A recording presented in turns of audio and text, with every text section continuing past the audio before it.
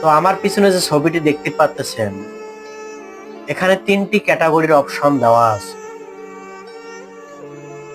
মাঝখানে দেওয়া আছে বৈকুণ্ঠ ধাম, নিচে দেওয়া আছে জড়জগতের পরিস্থিতি, আর উপরে দেওয়া আছে কৃষ্ণ, যেখানে তিনি গাভীকে নিয়ে তার মধুর প্রেম বিনিময় করতেছেন।